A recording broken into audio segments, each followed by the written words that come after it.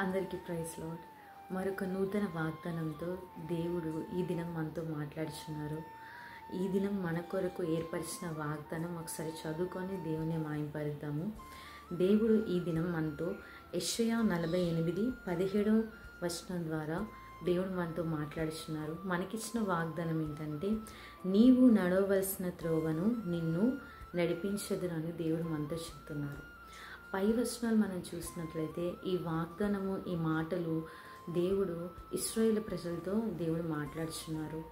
పై అధ్యాయాలు, పై వచనాలు మనం చూసినట్లయితే ఇశ్రాయేలు ప్రజలు దేవుడికి ఎంతో అవిధేయతతో దేవుడిపైన సనుక్కుంటూ గొనుక్కుంటూ, దేవుడు మమ్మల్ని ఈ విధంగా అనేకుల రాజుల చేతికి మమ్మల్ని అప్పచెప్పి మమ్మల్ని బాధ పెడుతున్నారని వాళ్ళు అనుకుంటూ వస్తున్నారు. కానీ వారందరితో కూడా దేవుడు ఈ వచనం ద్వారా మాట్లాడుచున్నారు. వారందరూ కూడా దేవుణ్ణి విడిచిపెట్టి అనేక విగ్రహాలకి వాళ్ళు ఆరాధిస్తుండగా దేవుడు ఎంతగానో బాధపడి 12వ వచనంలో మనం చూసినట్లయితే, యాకోబు, నేను పిలిచిన ఇశ్రాయేలు, నాకు చెవియొగ్గి వినుము. దేవుడే మనతో మాట్లాడుతున్నారు. ఆయన ఎన్నో మార్లు మనం దేవుడికి అవిధేయులమై ఆయనకి నచ్చని మార్గంలో మనం ఎన్నో మార్లు ఆయన్ని విడిచి వెళ్ళినాం కూడా దేవుడు మాత్రం మనం విడిచిపెట్టే దేవుడు కాదు. ఆయన తన అరచేతుల్లో మనల్ని చెక్కుకున్నారు. ఆయన మన ఎంతగానో ప్రేమిస్తున్నారు. అందుకే దేవుడు మళ్ళీ ఇశ్రాయేలు ప్రజల్ని పిలిచి మరి దేవుడు ఏమని చెప్తున్నారంటే, నేను చెప్పుతాను, వీరు చెవియొగ్గి వినండి అని చెప్పేసి 12వ వచనం నుంచి మనం కిందకి చూసినట్లయితే 17వ వచనంలో దేవుడు ఇలాగ మాట్లాడుచున్నారు. నీ విమోచకుడను ఇశ్రాయేలు పరిశుద్ధుడనైన యెహోవా ఇలాగూ సెలవిచ్చుచున్నాడు. దేవుడు ఇక్కడ ఏమని చెప్తున్నారంటే, నీ విమోచకుడు, ఆయన మన విమోచకుడు కూడా. ఆయన నిన్ను నన్నే మాత్రం కాదు, మనందరినీ కూడా దేవుడు విడిపిస్తానని చెప్పేసి మరొకసారి వాగ్దానం ఇస్తున్నారు. మనందరం కూడా ఎన్నో బంధకాల్లో ఉన్నాము, ఎన్నో కట్ల మధ్యన కొట్టుమిట్లాడుచున్నాము, ఎన్నో కష్టాల్లో ఉన్నాము.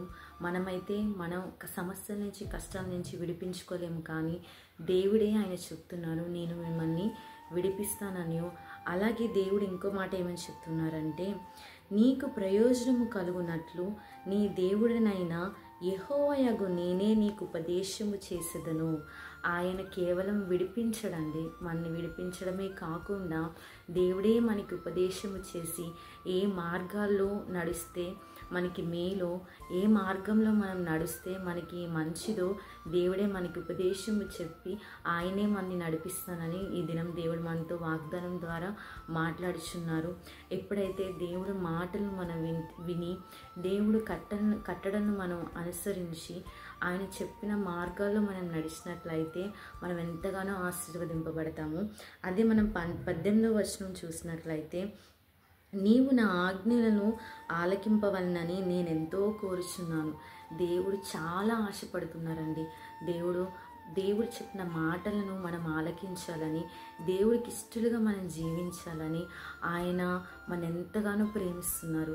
దేవుడు మాటలు విని దేవుడు చెప్పినట్లు మనం నడిచినట్లయితే మన జీవితంలో కష్టం అనేది ఉండదు, దుఃఖం అనేది ఉండదు, కన్నీరు అనేది ఉండదు. దేవుడు ఎప్పుడు మన సంతోషముతో మన కుటుంబాన్ని దేవుడు ఎప్పుడు ఆశీర్వదిస్తూ ఉంటారు. మనం దేవుడు ఏ రీతిగా ఆశీర్వదిస్తారో కింద వచనాలు మనం చూద్దాము. నీ సంతానమును ఇసుక వలె విస్తారమగును, నీ గర్భఫలము దాని రేణువుల వలె విస్తరింతును. వారి నామము నా సన్నిధి నుండి కొట్టివేయబడదు, మరువబడదు. దేవుడు ఎంత గొప్ప దేవుడు, ఎంత గొప్పగా మనల్ని ఆశీర్వదిస్తున్నారంటే, మన్నే కాదు మన సంతానాన్ని కూడా దేవుడు ఆశీర్వదిస్తాను వాగ్దానం ఇస్తున్నారు. అలాగే మన సంతతి పేర్లను కూడా వారి పేరు అనేది తన మందిరంలోంచి, తన సన్నిధిలోంచి ఎవ్వరు కూడా వేరుపరచలేరు. మనం దేవుడితో ఉంటే దేవుడిని మనం ఎవ్వరూ వేరుపరచలేరు. మనంతటా మనం విడిపోయి మనం బయటికి రావాల్సిందే. కానీ మనము విడిచిన దేవుడు మనల్ని విడవనని చెప్పేసి దేవుడు తన వాగ్దానం ద్వారా మాట్లాడుతున్నారు. ఇప్పటి నుంచి మన ఆలోచనల ద్వారా, మన తలంపుల ద్వారా మన సొంత ఆలోచన ద్వారా నడుచుకొని ఎన్నో నష్టాలు, ఎన్నో ప్రయోజనం లేని పనులలో ఎంతో బాధపడుతూ మనం ఉన్నాము. దేవుడు ఈ దినం మనతో మాట్లాడుతున్నారు. నీవు నడవవలసిన మార్గములో నేను నిన్ను నడిపిస్తానని చెప్పేసి దేవుడు మనతో మాట్లాడుచుండగా ఈ దినం నుంచి దేవుడికి ఇష్టమైన మార్గంలో మనం నడుద్దాం. మనమందరం కూడా ప్రార్థిద్దాం.